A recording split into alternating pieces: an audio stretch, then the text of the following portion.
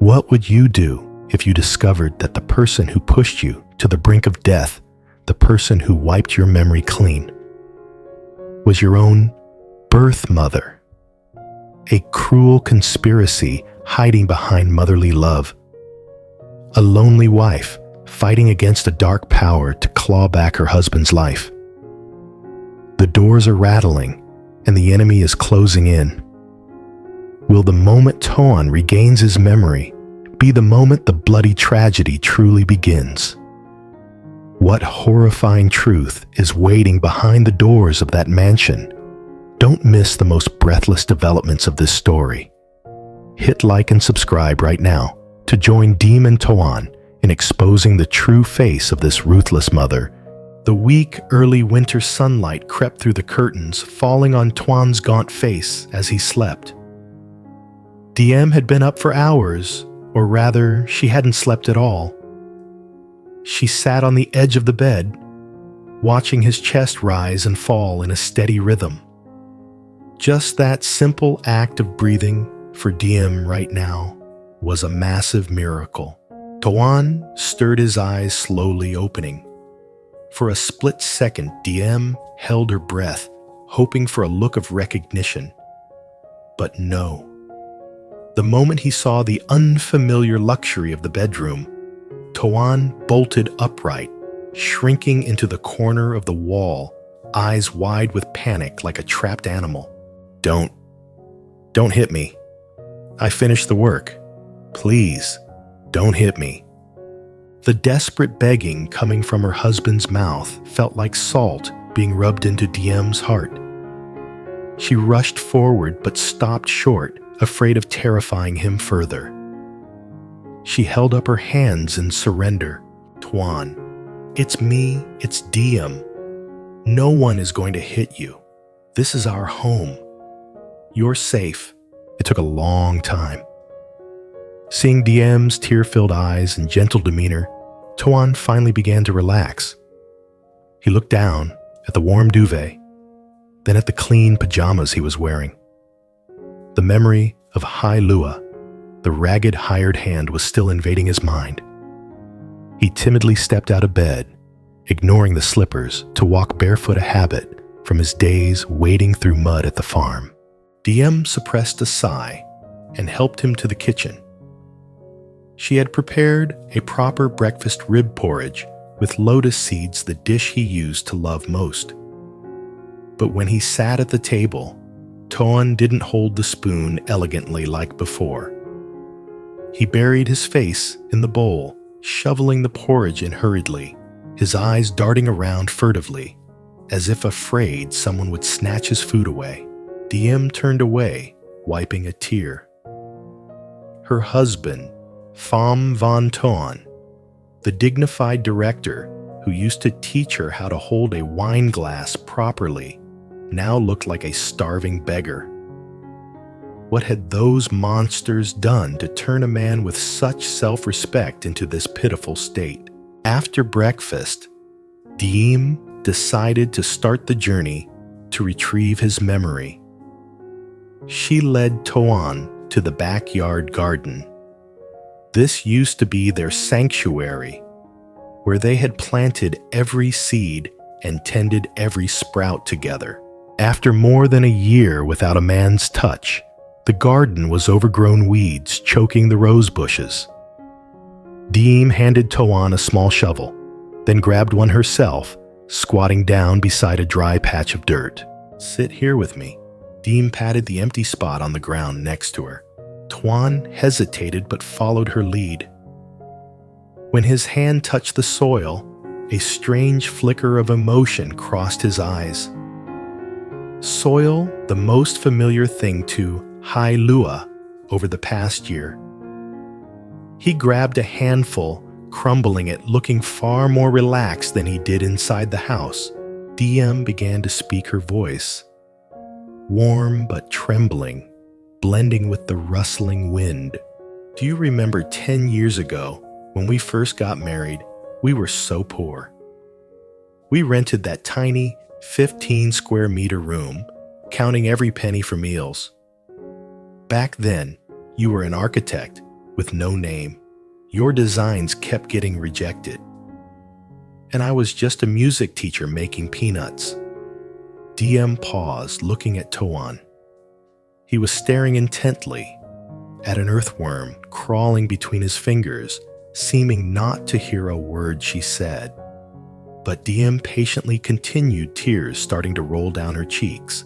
Back then you told me, "Honey, we have to save money. I'll ask the landlord to let us use the wasteland back there to grow veggies." So every afternoon after work, you'd take off your shirt and toil away with the hoe. Remember, the first time we planted mustard greens, the worms ate all the leaves. I sat there crying because our hard work was wasted, but you just laughed, wiped mud on my nose, and said, "Worms eating it means the veggies are clean. Next time, I'll catch the worms for you." Diem choked up, grabbing Huyen's dirt-stained hand and pressing it against her cheek. Then the first batch of water spinach we harvested. You boiled it. The water was so green. You squeezed lime into it, and we ate it with white rice. The meal was just boiled veggies and eggs with fish sauce, but we ate it like a feast. You gave me the best stems and promised, "When I'm rich, I'll build you a big house with a huge garden so we can grow every vegetable in the world." You did it, Huyen. The big house is here. The huge garden is here.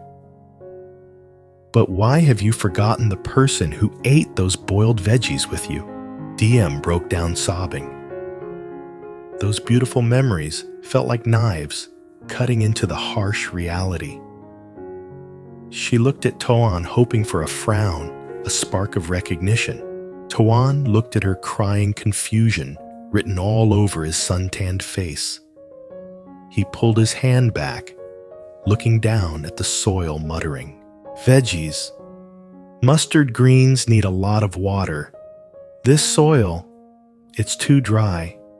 Gotta water it." His words felt like a bucket of ice water thrown in Diem's face. He didn't remember a thing. His mind now only held the instinctual agricultural knowledge of a hired gardener. The memories of love, of promises of those poor but happy meals. They were all just a white fog. Diem wiped her tears, forcing a bitter smile. "Yeah, the soil is too dry. I'll go get water. Let's water it together." She accepted the truth. Memories wouldn't come back overnight, but at least he was here with her on this patch of earth. That was a start.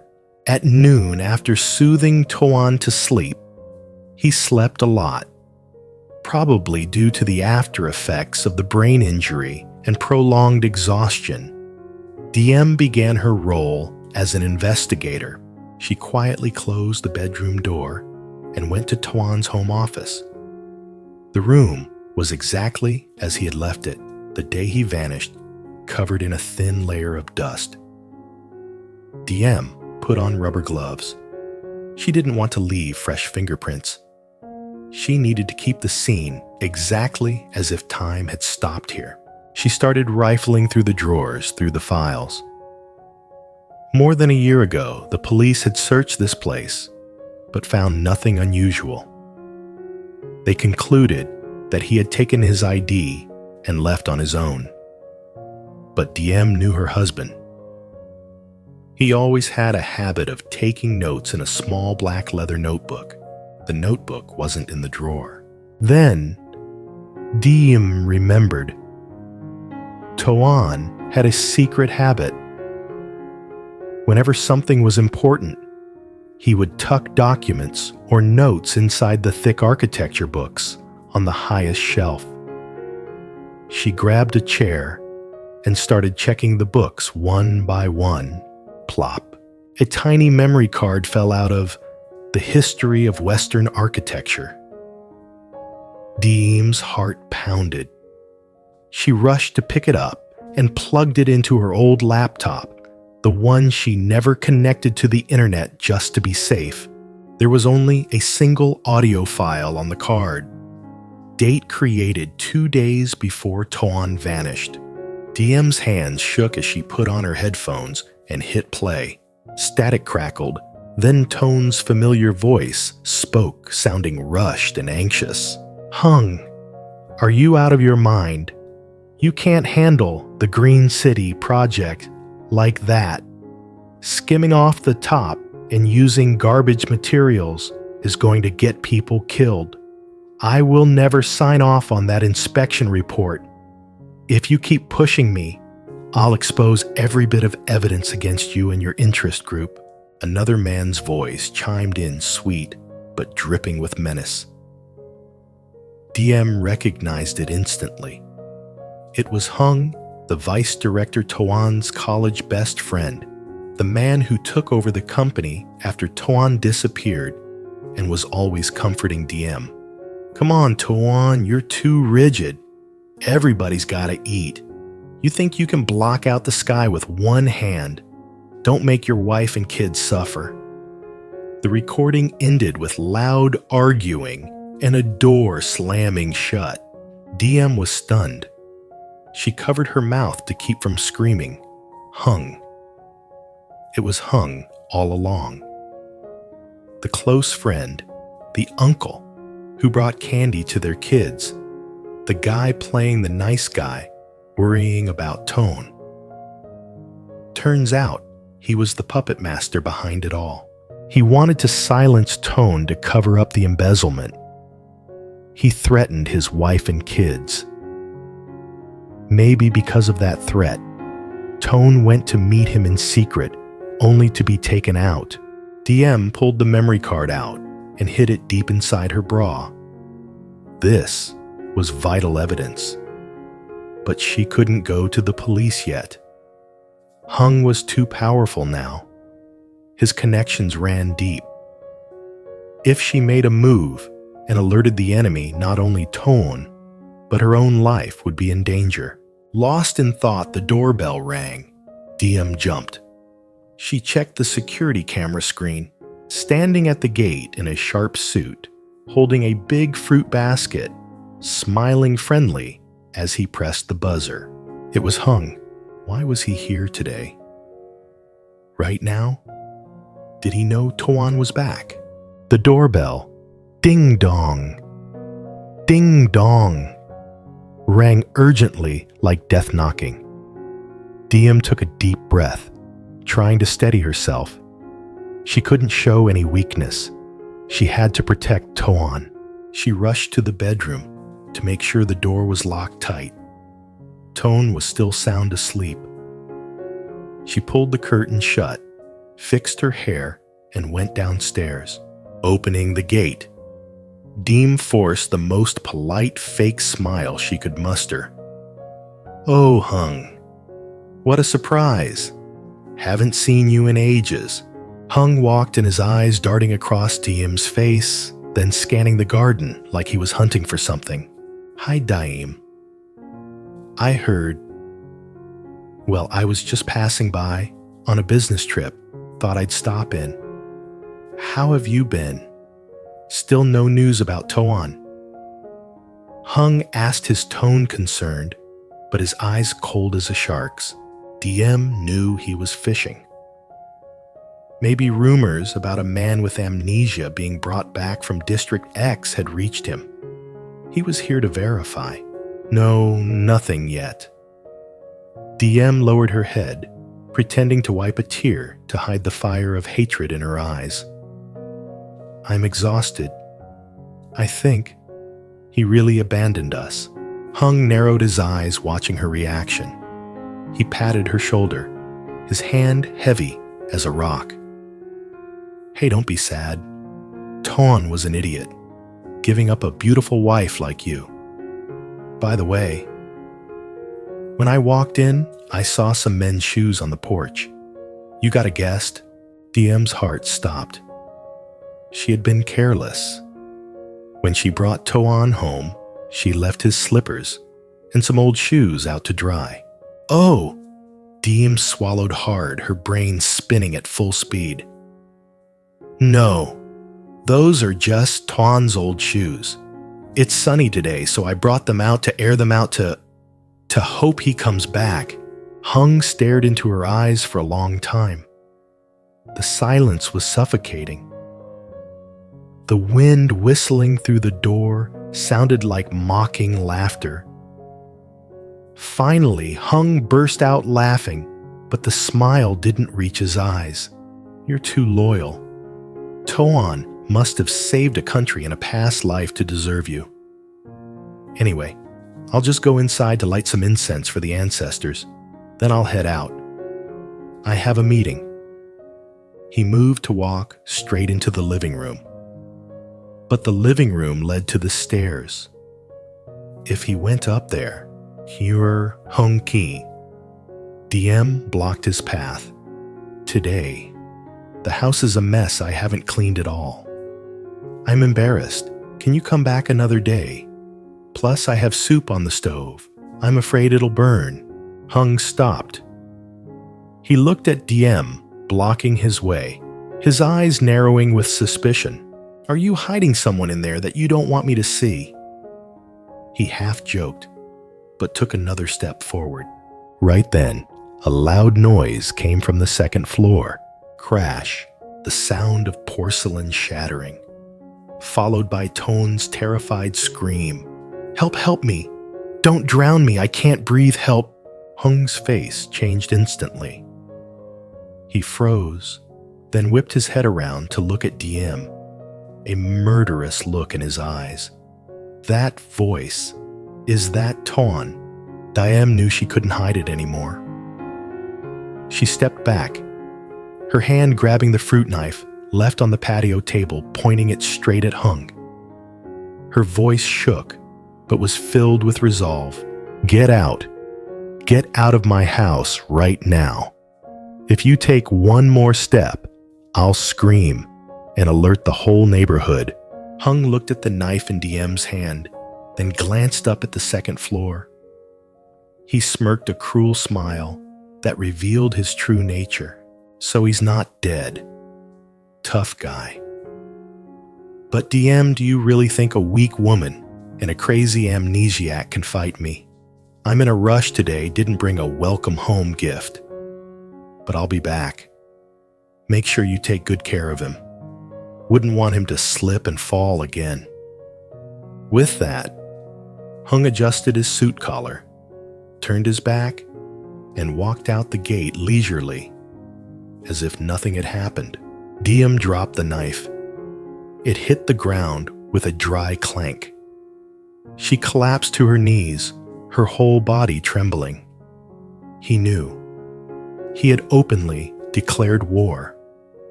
Their time was running out. From upstairs, Tuan's scream still echoed. Don't drown me. It's so cold, so cold. Diem wiped her tears, stood up, and sprinted upstairs. She rushed into the room, holding Tuan tight as he convulsed on the floor, surrounded by shattered pieces of the flower vase. I'm here. I'm right here. No one is drowning you. I will protect you. I swear, even if I have to trade my life for yours, I will never let him touch you again. Tuan in his delirium felt the warmth in the tight grip of Diem's arms and slowly began to calm down. He buried his head in her shoulder, gasping for air. Water. The water is so cold, he whispered. Diem stroked his hair, her gaze fixed out the window, where Hung's black car was just driving away. In the tear-filled eyes of this gentle wife, a necessary ruthlessness, the look of a hunter, had now appeared. The game of hide-and-seek was over. Now, the battle for survival had begun. And Diem had nowhere left to retreat. What will Diem do to counter Hung's power? What other terrible secrets are on that memory card? And Tuan, will these nightmares help him find himself again, to fight alongside his wife? Wait and see in the next chapter, when the deadly traps are set. The city sky today was gray and heavy, weighing down just like Diem's mood as she walked out of the police investigation headquarters. In her hand, the thick file felt like it weighed 1,000 pounds. It wasn't just paperwork. It was a verdict on conscience, the naked and brutal truth she had ever faced in her life. An hour earlier, in the cold office of the investigation agency, Diem had been stunned into silence as the evidence was pieced together. It wasn't Hung, the treacherous best friend who was the sole mastermind. He was just a pawn, an enforcer. The person pulling the strings, the person who coldly signed the contract to take Toan's life, was the very woman who gave birth to him, Mrs. Xuan Toan's biological mother. The bank statements showing transfers to gang members, the command messages recovered from the cloud, all pointed to a single IP address, Mrs. Xuan's villa. The reason, how laughable and painful it was. Just because Toan had discovered she was using the family company to launder money and was determined to report it. For money, for fame, she was willing to sacrifice her only son. But the words of the police chief were still ringing in Diem's ears like a bucket of ice water thrown onto her burning rage. Ms. Diem, we truly sympathize with you. This evidence shows Mrs. Xuan is involved, but it's not enough to charge her with murder or conspiracy to commit murder and put her in jail immediately. We lack a living witness or a confession. She has a team of top-tier lawyers. She could blame it on a secretary and assistant, or even claim her account was hacked. If you sue now, the chances of losing are very high, and she will be alerted and will destroy any remaining evidence. We need Mr. Tone's testimony. Diem sat in her car, gripping the steering wheel until her knuckles turned white. Rain started to fall, hitting the windshield like tears from the sky mourning her family's tragedy. Inside Diem's mind, a fierce internal battle raged. On one side was justice, the desire to make that evil woman pay immediately to rot in prison for what she did to her son. But on the other side was Toan. Diem remembered the look in Toan's eyes whenever he talked about his mother. Even though Mrs. Xuan was always cold, harsh, and always comparing him to others, Toan still craved her love. He tried to study hard, tried to be successful, just to get a single nod of approval from her. In Toan's memory, the memory she was trying to restore his mother, was a sacred, untouchable zone. If I put her in jail now, Diem asked herself, when Ton wakes up, when he remembers everything, will he be able to handle the shock? Will he hate me? Will he think his wife is cruel for taking down his own mother when he couldn't protect her? Or worse, will that shock make him never want to remember again? Could a man who had just clawed his way back from the dead, his heart and mind shattered, survive another fatal stab? The revelation that his own mother wanted him dead. No. Diem shook her head. She couldn't gamble with Toan's sanity right now. She couldn't let him wake up to a bloody family tragedy where she was the one pulling the pin on the grenade. He needed time. He needed to remember on his own face it on his own and decide how to judge his mother himself. Her role right now wasn't to be a judge. It was to be a healer. I'll wait, Toan. Diem whispered into the void, tears streaming down her cheeks. I'll swallow this hate. I'll let her roam free for a little longer, but I promise you the day you remember everything will be the day she pays for her sins before the law and before your conscience. Decision made. Diem wiped her tears dry and adjusted the rearview mirror. Her gaze turned steady and gentle again. She started the engine, speeding off into the rain. Home was waiting. Tuan was waiting. Back home, the villa was bathed in warm yellow light, but still felt lonely. Diem walked into the living room and found Tuan curled up on the sofa, clutching an old bolster pillow. As soon as he saw Diem, his wide, fearful eyes lit up a little like a child seeing their mom come home. "Diem, home." Tuan said, his voice slurred and broken. Diem's heart clenched with pity.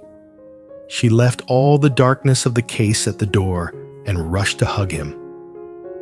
His scent, even with the lingering smell of antiseptic and sickness, was her entire world of peace. "Yeah, I'm home. Were you a good boy? Did anyone bully you?" She stroked his neatly trimmed hair, asking him like she was comforting a child. Tuan shook his head, pointing at his flat stomach. "Hungry?" Diem laughed through her tears. "Okay, I'll cook right now. We're having something special today." Dinner passed in a quiet but peaceful silence. Watching Tuan eat, a fierce determination rose in Diem. She had to help him find his memory. Not through shock, but through love. Through the smallest pieces of their past happiness. After dinner, Diem led Tuan to the music room.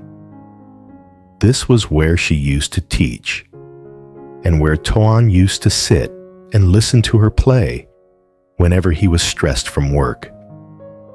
The piano sat silent in the corner, covered in a thin layer of dust from time.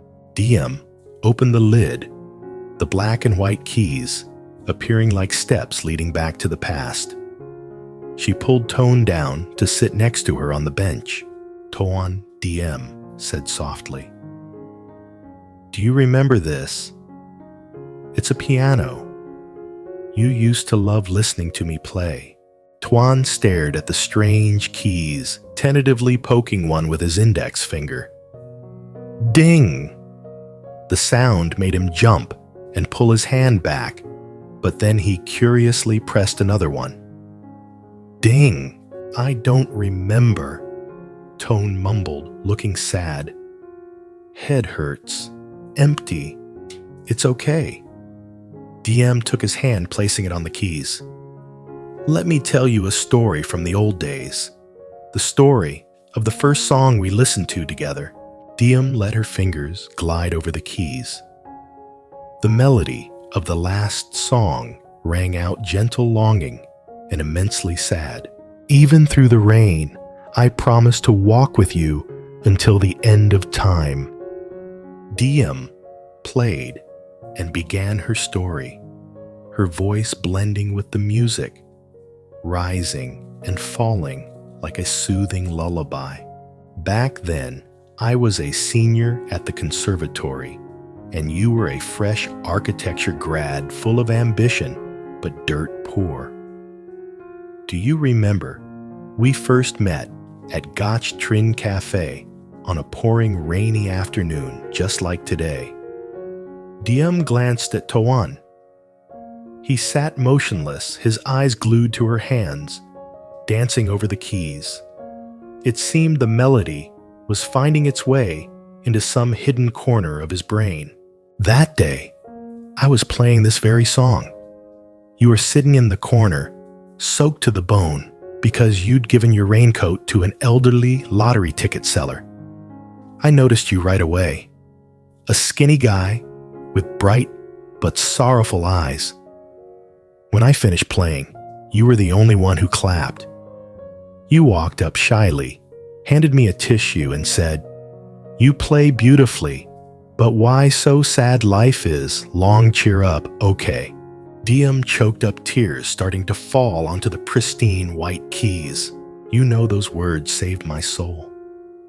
I was in despair back then, because my parents were forcing me to quit music and work at a bank.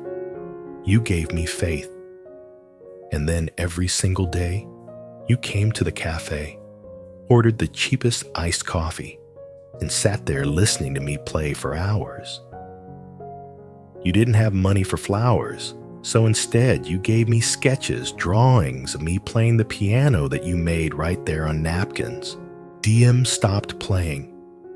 She pulled a yellowed napkin carefully laminated from her pocket. On it was a pencil sketch of a girl with long hair beside a piano. The lines were free-spirited and full of love. Here it is. Look at it. You drew this with your own hands. Tuan took the paper, his eyes going wide. He touched the rough pencil lines.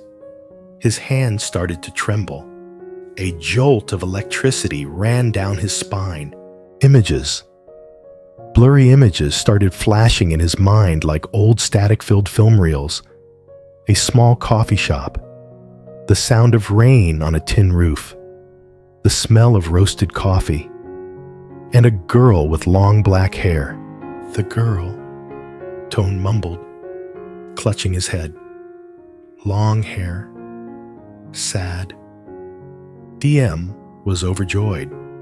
She squeezed his hand tight. That's right. It's me. I'm that sad girl with the long hair. You remember, don't you? But just as that ray of hope sparked, Tone suddenly grabbed his head and screamed in agony.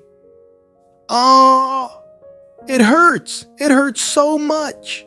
It wasn't a memory of love returning, but a different memory, intruding violent and terrifying. The sound of the piano seemed to have triggered a deep-seated psychological trauma. In Tuan's mind right now, it wasn't the coffee shop, but a massive, luxurious room. A noble-looking woman stood by the piano, holding a thick wooden ruler. A tiny boy was kneeling on the floor, his hands red and swollen. You played it wrong. Do it again. I told you to master this, so I can save face with the family. Why are you as stupid as your father Tuan? Thwack, thwack, the sound of the ruler whipping down on his tender hands. The boy cried silently, biting his lip until it bled. Mom, don't hit me. It hurts. Tone screamed, curling up on the piano bench, clutching his head, tears streaming down his face. Diem panicked. She rushed to hug him tight. Tuan, Tuan, no one is hitting you. It's me. Calm down. But Tuan kept thrashing his eyes filled with absolute terror. The ruler, it hurts so bad. Mom, I'm sorry. I'll play better. Please don't lock me in the dark room. Diem froze. Tuan's delirious ramblings were the final pieces of the puzzle regarding his tragic childhood, something he rarely spoke of in detail. It turned out the sound of the piano wasn't just a memory of their love. It was a trigger for the nightmare of emotional abuse Mrs. Huyen had inflicted on him since childhood. She had forced him to learn piano, forced him to be a genius to satisfy her vanity using the whip and cold indifference. Diem felt an agonizing pain. She held Tone's head tight, pressing his face against her chest, trying to use her warmth to chase away the ghosts of the past. It's okay. No one is forcing you to play anymore. You don't need to be a genius. You just need to be my husband. I'm so sorry I brought up your pain. It took more than 15 minutes for Tone to slowly calm down. He gasped for air sweat soaking his forehead. He looked at Diem, fear still lingering in his eyes, but there was a slightly clearer recognition. Diem. He called her name. This time his voice wasn't slurred like a child's anymore, but deeper sounding, more like the old Tuan. Why am I so afraid of that music? Diem looked deep into his eyes. She decided to tell half the truth. She couldn't hide it forever, but she couldn't spill everything right now either, because back then you were under a lot of pressure, Tone. But that's the past. You are free now. Listen if you want, don't if you don't. Here I only play for your happiness. No one is grading you. Tuan nodded slightly. He reached up to touch Diem's cheek, wiping away a lingering tear. Don't cry. You look ugly when you cry. Just like that day at the coffee shop. Diem was startled. You remember the coffee shop? Tuan frowned, trying to rummage through the mess of his memory. I remember the rain and you playing. You were sad. I wanted to make you smile. That alone was enough to make Diem burst with happiness. Even though the memories of his cruel mother had intruded, the memory of their love had also begun to sprout again. Love and pain always walked side by side, but she believed love would win. That night, Diem couldn't sleep. She lay beside Tuan, listening to his steady breathing. She thought about the road ahead. Recovering Tuan's memory was going to be like walking through a minefield. Every triggered memory could be a beautiful flower, but it could also be a landmine damaging his already tattered soul. But Diem accepted the risk. She remembered the hard times right after they got married. They were empty-handed, borrowing money to open a small architecture firm. There were nights Tone stayed up all night over blueprints while she made coffee and massaged his shoulders. She whispered into his ear in the dark. Do you remember our first tete as a married couple? We were too broke to go back to our hometowns. We bought a tiny banj chung and ate it in our cold rental room. You hugged me and said, "As long as I have you anywhere is home." You kept that promise all these years. Now it's my turn.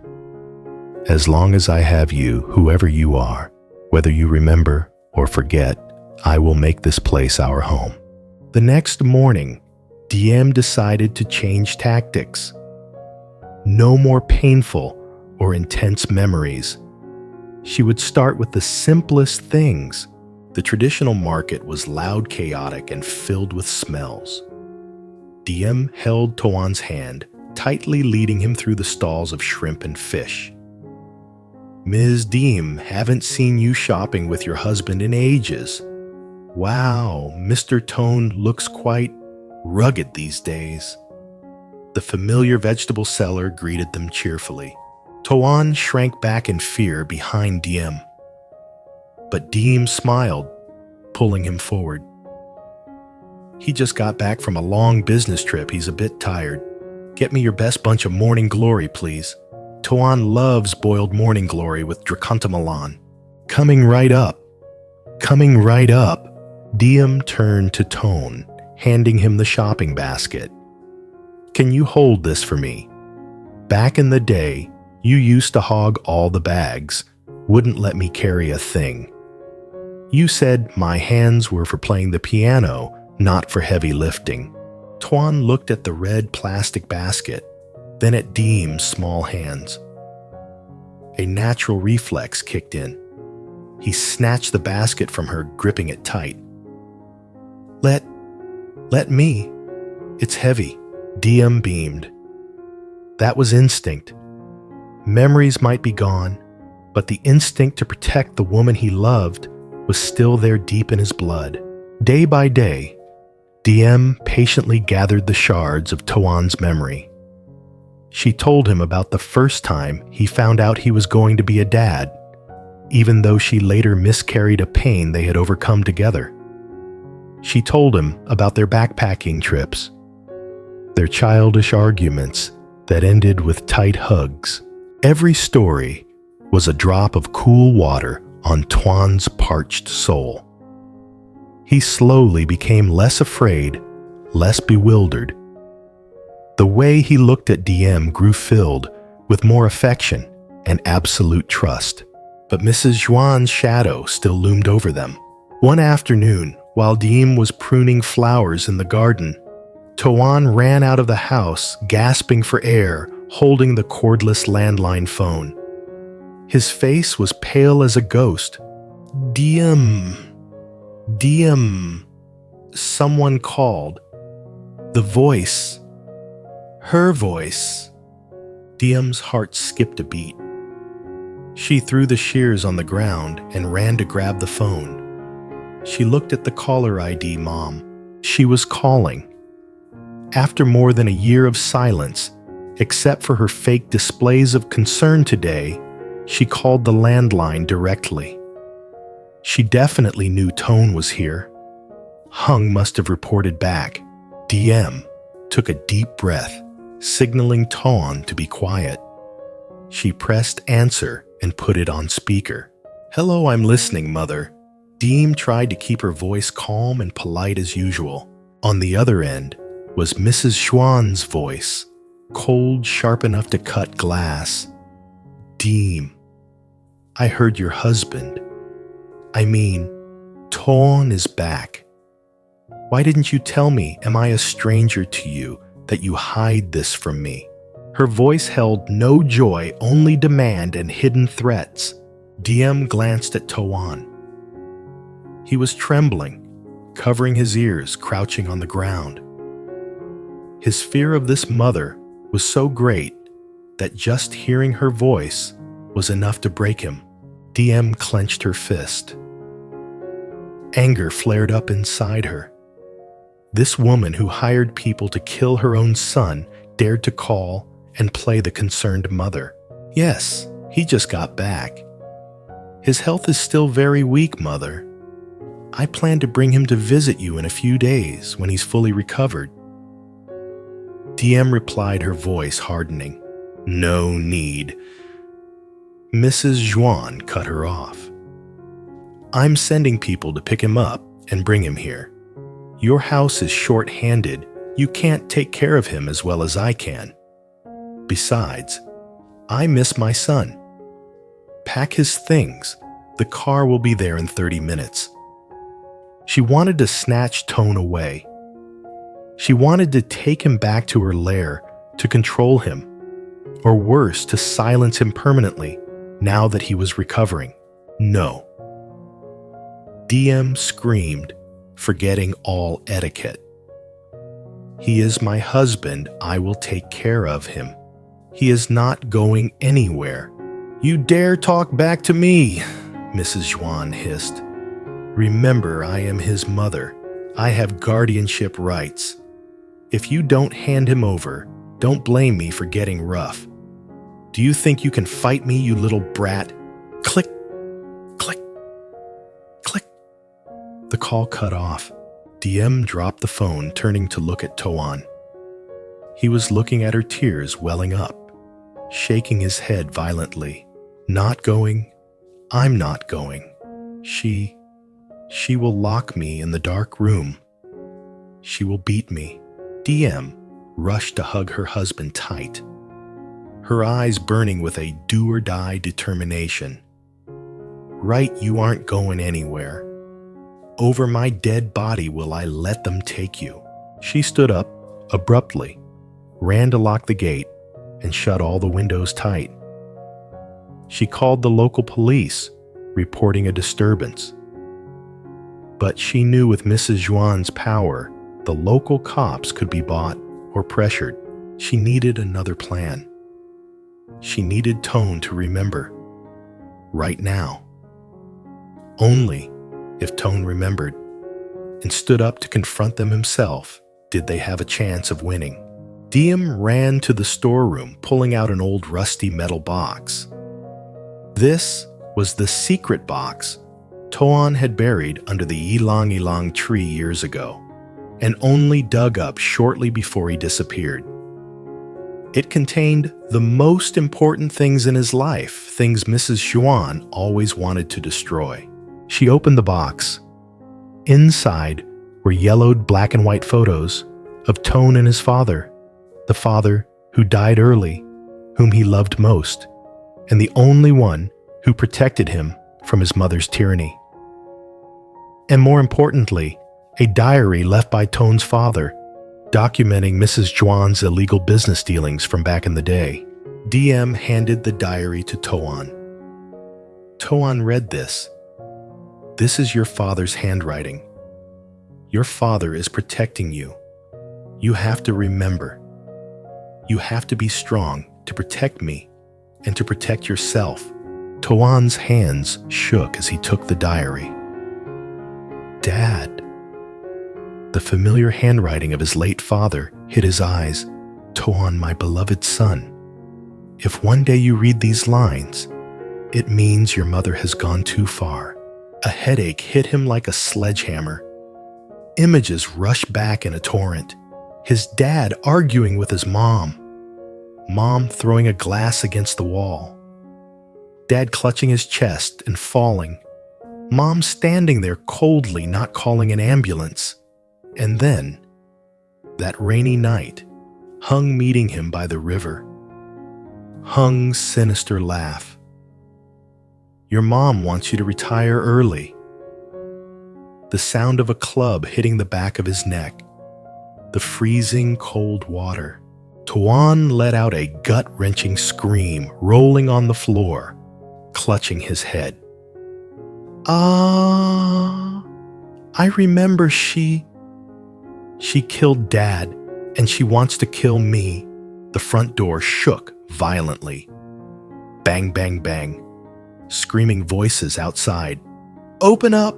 The madam ordered us to bring the young master home." Tuan stopped rolling. He slowly lifted his head. The bewildered, fearful eyes of Hailua were gone, replaced by eyes burning with hatred and extreme pain, the eyes of Pham Van Tuan, the son betrayed by his own mother. He stood up swaying, but steady. He looked at Diem, reaching out to wipe the tears from her cheek. "Diem, I'm sorry I left you to suffer alone. I remember everything." He turned, walking toward the main door where the banging was getting more violent. He wasn't running anymore. "Let me open it. I want to see how that woman faces the son who came back from the dead." Diem watched her husband's back, a mix of joy and fear, but above all, faith. The real war was just starting now, but she wasn't alone anymore.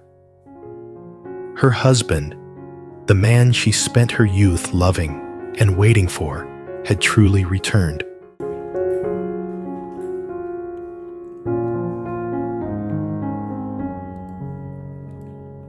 Này mới tầm 3